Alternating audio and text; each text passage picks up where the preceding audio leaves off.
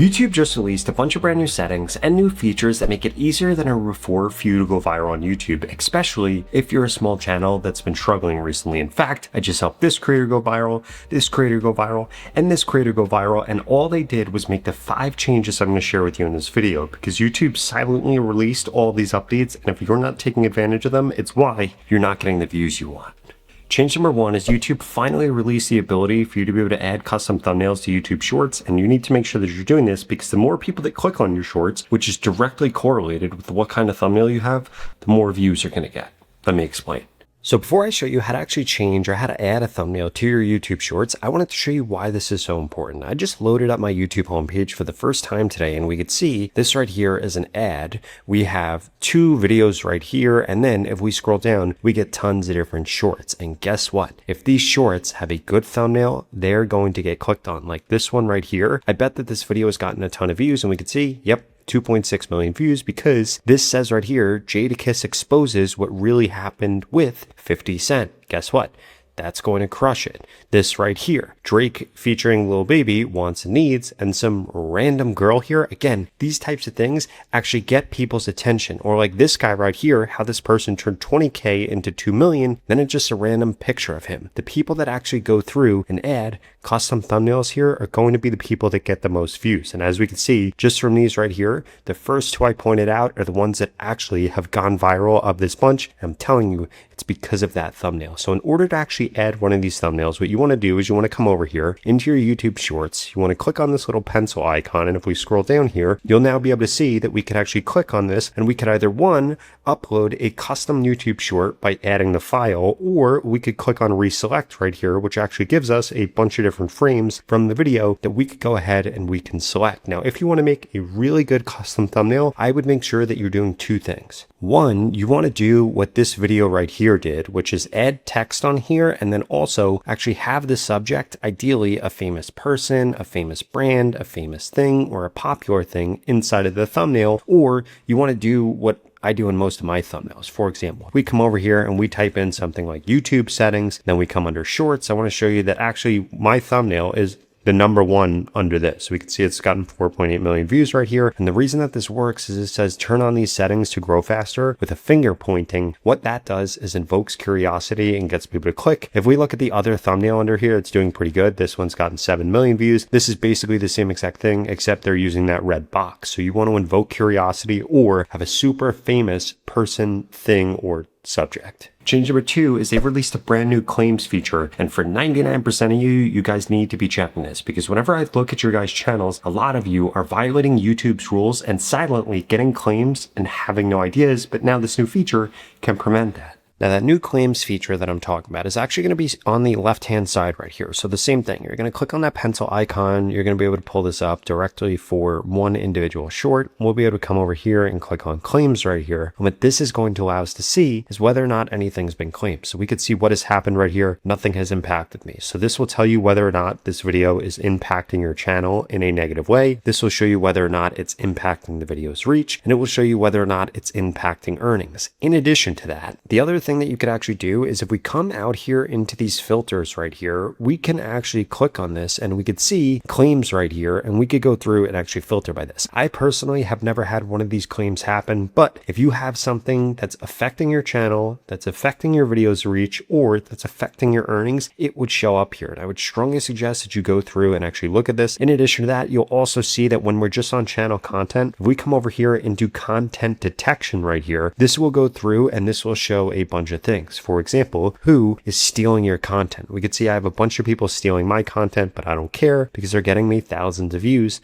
on my content, so I'm going to let that rock. In addition to that, we can also come over to likeness right here, which allows you to start protecting how you appear in videos. So if you want to be able to review content where your likeness may be altered or made with AI, you can actually get started with this, and I would strongly suggest that you do this if you're one of these people that's going to actually be like, hey, I don't want other people to make my content. Me personally, I take the mindset of, hey, If they want to talk about me, if they want to promote me, I'll let them. I don't really care, but I understand if you're not one of those people. But I would show you this before you make that decision. If I actually come over here and look at my remix count right here, we could see I've had 2,200 people basically remix my content or use my likeness, and it's gotten me an extra 600,000 views. So before you decide, hey, I don't want to do this, you might want to reevaluate that just based off of this. I got 600,000 extra views literally for doing no work at all. Change number 3 is you need to make sure that you're using AI the right way so that it can actually go through your entire channel and suggest to you all the changes that you should make and the future content that you should be making. And this literally takes seconds to set up. Check this out. Now, the way that I'd love to do this is actually by using vidIQ, because we could see right here that if I come over into my feed, vidIQ is literally feeding me things that I should change all day long. Like, hey, you should change this thumbnail. We could click on apply and boom, it'll automatically apply it. Or, hey, you should change this title right here. Here are a bunch of comments that you should actually go through and you should answer. Here are outliers in your niche. Here are keywords that are trending. Here's another enhanced thumbnail. And what's pretty cool is we could actually come over here and click on optimize right here. Whether you want to do this for long form or for shorts, this will actually go through and optimize all of your content. Like this one right here, they don't like the title that I chose, so we could actually click on this. This will then analyze the video. This is then going to suggest a bunch of different and new titles that we could use. In addition to that, it will actually allow us to change our SEO and improve it by offering us a better description, better tags. And if we actually come over here and review, this will actually watch our content and give us feedback. It'll tell us what we should change about the hook, what we should change about the rehooks and the pacing, what we should change about the B-roll and the editing. And this is incredible because this allows you to literally go through and optimize every single piece of content that you made. In addition to that, when you're trying to create new content, you could come over here, click on research, click on shorts if you're uploading shorts content, and we could find outlier videos. For example, maybe we're going to be uploading about ChatGPT. Simply just type in ChatGPT. This will then show us all of the outlier videos for ChatGPT that are getting tons of views so that we know what we should actually be recreating. Or let's say we wanted to make something about the TikTok algorithm. We could come in here and type that in. And this literally shows us everything that's trending for every topic on YouTube. In addition to that, we could actually search by long form content right here. We could search by keywords. We could actually find channels that post about this type of stuff. This tool is a must have if you're trying to do research on what you should be posting about, or you're trying to optimize your old content, whether it's optimizing your old content or researching for new content. I only use vidIQ in order to do this because it gives you access to unfair analytics that you otherwise won't have access to.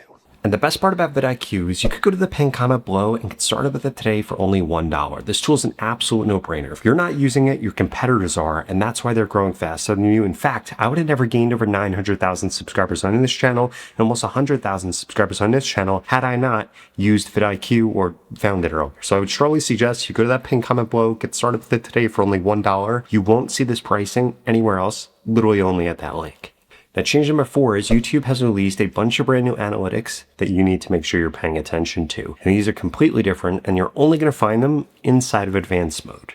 So those new analytics that I'm talking about, the way that you're actually going to find them is you're going to click on analytics right here. From here, you're going to want to scroll down a little bit, and we're going to be able to see more under key moments for audience right here. If we actually click into this, this now allows you to go through and filter this in a ton of different ways. For example, we could look at this based off of how people found our content, like new or returning users, and we could see that new users watch this piece of video less than people that have seen my content before. But basically, what you should be aiming to do is new viewers, you want to have the same exact metrics as returning viewers, because what that means is that nobody needs to actually be a returning viewer of you. They don't need to know who you are. The performance is going to be the same. You want the same thing for subscribers and not subscribers. We can see right here, subscribers watch this content way more than non-subscribers. So this is something that I would want to work on. In addition to that, under type, we could actually change this based on detailed activities so we could see exactly where people are actually dropping off. In addition to that, we could compare this to our other content. In addition to that, we could actually look at the audience retention right here. What I would strongly suggest that you do is for every single video that you upload on YouTube, you should be going through and you should be looking at all these different segments. We could see that there are 3 under here and there are 4 under here. You want to make sure you're going through and you're looking at these because this is going to allow you to get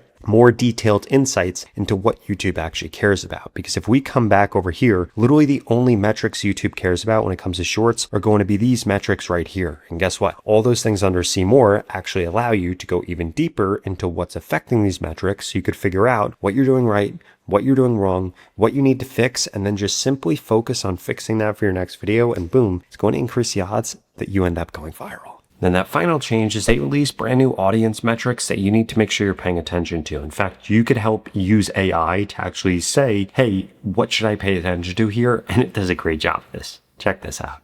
Now, those features that I'm talking about are actually going to be found under here, because what we can actually see right here is which videos are growing your audience. And we can actually see what's working right here. And what we could do is actually take a screenshot of this right here. Then we could upload this into ChatGPT, and we could say something like, based on this, can you let me know what is working best for growing my subscribers? And then what this will actually do is analyze this photo. It's going to inspect the screenshot, and it says, this is one of the most valuable subscriber growth reports inside of YouTube Studio. Then this goes through and actually highlights this by video theme and all the different takeaways. For example, weekly update videos are my #1 subscriber engine. Updates outperforms agents. ChatGPT and Gemini are carrying my channel. Broad news, beats, niche tutorials, and then what it would actually double down on right here. But that's not the only report that you need to pay attention to. You could also see what's popular with different audiences right here. What we could actually do is take a screenshot of this. We could take a screenshot of this. And we could take a screenshot of this in order to see what the overlap is or what we might want to ignore. And then what we can actually do is upload all 3 of these screenshots here and say we want to focus on new/returning viewers and not casual viewers. What should we do based on these screenshots? /reports. And then what this will actually do is analyze this right here, and it shows what's consistently winning, what the biggest takeaways are, what casual viewers are watching, and it shows us that our channel positioning is becoming obvious right here. And it says I'd make 70 to 80% of your uploads look like this right here, which is incredible, instead of this. And it wants us to double down on urgency, gives us a bunch of different words to actually do this, what it noticed inside of the thumbnails, what weekly schedule it would run, and what it would stop actually making. And again, this is incredibly valuable stuff that we could get just from these reports right here, uploading it into ChatGPT, Claude, or Gemini, and it does an absolutely incredible job at breaking it down, analyzing it, and giving us key takeaways that you should be using inside of your channel. You could do the same exact thing if you actually scroll down right here for what your audience watches if we take screenshots of this in order to get future content.